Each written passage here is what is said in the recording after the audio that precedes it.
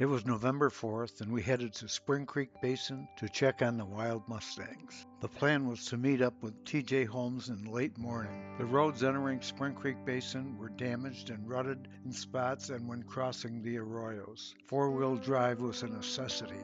We found Buckeye's band early on and close to the road and got really good footage of them. Trailing into the basin where we had previously seen Mustangs, we had no luck. Coming back, we connected with TJ and she took us deep into the basin where other bands were hanging out, an area we had never explored.